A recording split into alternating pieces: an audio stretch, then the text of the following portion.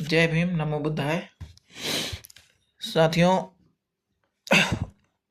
विश्वविद्यालय आयोग उच्च शिक्षा संस्थान की समता के संवर्धन हेतु बिल 13 जनवरी 2026 जब से आया है, तब से सोशल मीडिया पे कुछ सवर्ण समाज के लोग विरोध कर रहे हैं इस बिल का, और इसको एट्रोसिटी एक्ट से जोड़ रहे हैं, जो कि बिल्कुल गलत है।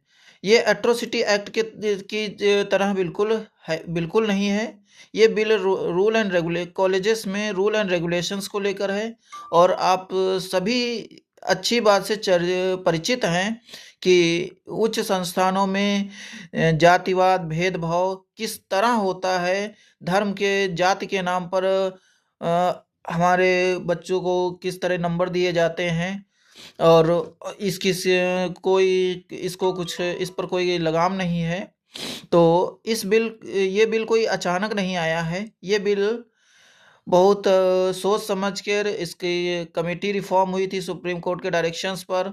उसकी कमेटी ने अपना बिल अपनी जांच की, उन्होंने रिपोर्ट्स देखी। यूजीसी के यूजीसी ने अपनी रिपोर्ट देखी, तो कॉलेजेस में देखा कि 118% जातिवाद के मामले बढ़े हैं।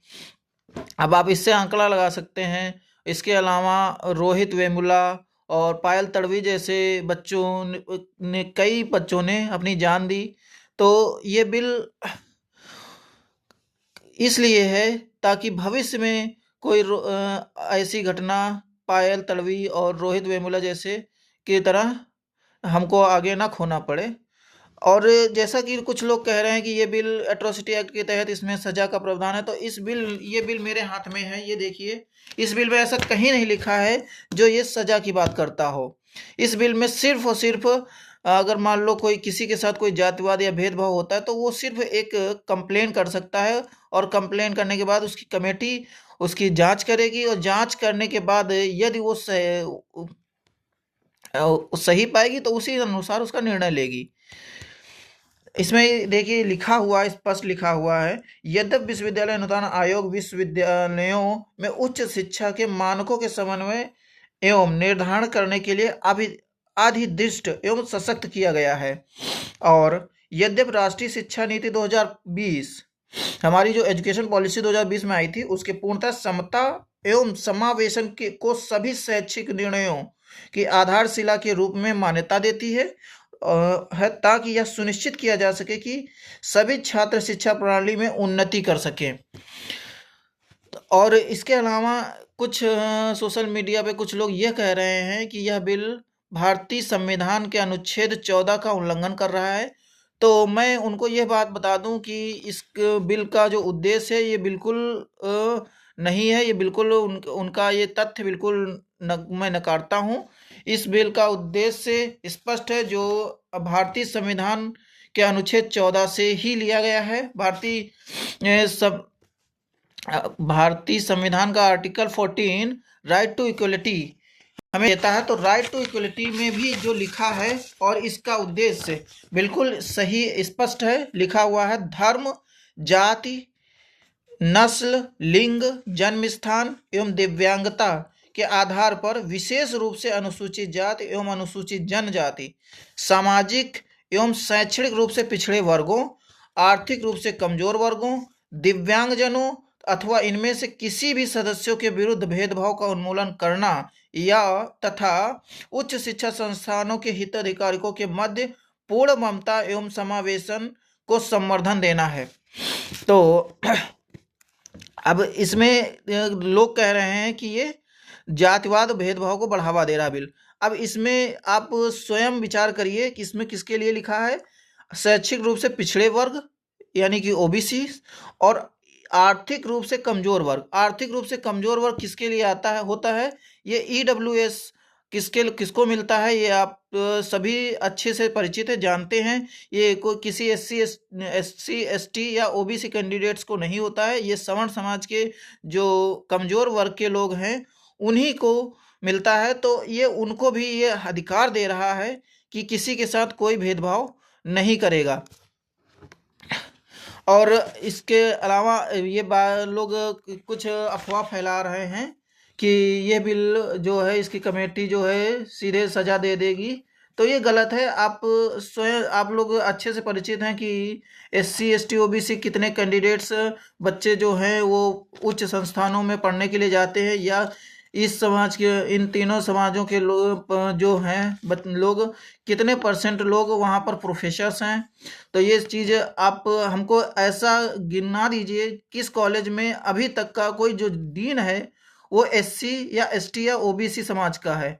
अधिकतर कॉलेजेस में 80 to 90% सब में डीन्स जो हैं उच्च शिक्षा के संस्थानों के प्रोफेसर्स और डीन किस समाज के हैं आप स्वयं विचार करके देख सकते हैं।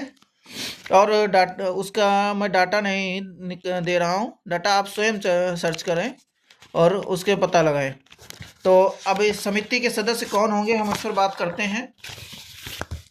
संस्थान के प्रमुख पदेन अध्यक्ष होंगे, मतलब जो कॉलेज के जो उच्च संस्थानों के जो मुख्य मेन होते हैं, हेड होते हैं, जो संस्थापक होते हैं, वो इस समिति के अध्यक्ष होंगे। उन्हीं के निर्णय के अनुसार जो फाइनल रिपोर्ट डिसीजन होगा वो वही देंगे। एंड दूसरा, उच्च शिक्षा संस्थान के 3 प्रोफेसर वरिष्ठ संकाय सदस्य के रूप में होंगे। उच्च शिक्षा संस्थान के 3 प्रोफेसर होंगे। अब प्रोफेसर्स कौन होते हैं वो भी आप अच्छे से परिचित हैं, इसमें किसी को बताने की ज़रूरत नहीं है। एंड तीसरा, उच्च शिक्षा संस्थान का एक कर्मचारी शिक्षक के अतिरिक्त सदस्य के रूप में, मतलब उच्च शिक्षा संस्थान में एक कोई कर्मचारी होगा जो शिक्षक के अतिरिक्त, मतलब कोई भी हो सकता है वो। एंड चौथा, व्यावसायिक अनुभव रखने वाले नागरिक समाज के 2 प्रतिनिधि सदस्य के रूप में। सिर्फ ये सदस्य होगा, जो बाहरी लोग है, व्यावसायिक अनुभव जो रख रहा है वो सिर्फ बाहरी लोग है, वो सिर्फ एक सदस्य है, इसको किसी प्रकार का कोई पद नहीं दिया गया, ये सिर्फ सदस्य है उस कमेटी का। एंड नेक्स्ट पॉइंट है, 2 छात्र प्रतिनिधि जिनका नामांकन शैक्षणिक योग्यता, खेलों में उत्कृष्ट, सह पाठ्यक्रम गतिविधियों में प्रदर्शन के आधार पर किया जाएगा, विशेष आमंत्रित के रूप में। विशेष आमंत्रण के रूप में जो मतलब PT टीचर होते हैं उनके लिए वो होते हैं। अब PT टीचर कौन होते हैं वो भी आप अच्छे से परिचित हैं। उच्च संस्थानों में ज़्यादातर किस समाज के लोग हैं। तो ये बिल कोई किसी को सजा देने के लिए नहीं है, ये बिल सिर्फ एक जातिवाद भेदभाव को खत्म करने के लिए है। और 5वां पॉइंट, समान अवसर केंद्र का समन्वय पदेन सदस्य सचिव के रूप में कार्य करेगा। अब इसमें एक जो इसके 7वां पॉइंट इसमें ऐड किया गया है, समिति में अन्य पिछड़ा वर्ग, दिव्यांगजन, अनुसूचित जाति, अनुसूचित जनजाति और महिलाओं का प्रतिनिधित्व होना चाहिए। प्रतिनिधित्व होना चाहिए इसका, जब मान लो अगर सदस्य होगा तभी तो उसका प्रतिनिधित्व होगा, नहीं तो अगर सदस्य नहीं है तो कोई जरूरी नहीं इसका कि सदस्य होगा। अब इसके बाद 8वां पॉइंट स्पष्ट करता है जो मतलब बाहरी लोग होंगे उनके लिए उनका कार्यकाल किस प्रकार होगा। सदस्यों का कार्यकाल 2 वर्ष का होगा और विशेष आमंत्रितों का कार्यकाल 1 वर्ष का होगा। सदस्य जो होंगे जो उनमें जो कॉलेज उच्च शिक्षा संस्थानों के जो सदस्य होंगे वो 2 वर्ष तक रहेंगे, और जो बाहर से आमंत्रित किए जाएंगे विशेष रूप से उनको सिर्फ 1 साल के लिए रखा जाएगा इस समिति में। और इस बिल में कहीं पर ऐसा नहीं लिखा है कि जो ये सीधे सजा देगी। तो सजा की बात इसको जो लोग जोड़ रहे हैं एट्रोसिटी एक्ट के साथ, तो वो बिल्कुल गलत है। और मैं तो कहूँगा ये बिल बहुत पहले आ जाना चाहिए था, क्योंकि भारत देश जो है वो किसी धर्म की किताब से किसी से नहीं चलेगा, ये सिर्फ संविधान से चलना चाहिए। और संविधान सबको बराबर का अधिकार देता है, किसी के साथ कोई भेदभाव नहीं करता है।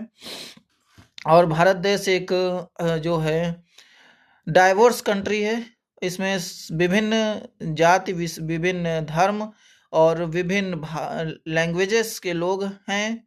तो आप इस बिल का जो विरोध हो रहा है वो पूर्णतः गलत है। इस बिल को उसको समर्थन देना चाहिए। धन्यवाद। जय भीम, नमो बुद्धाय, संविधान।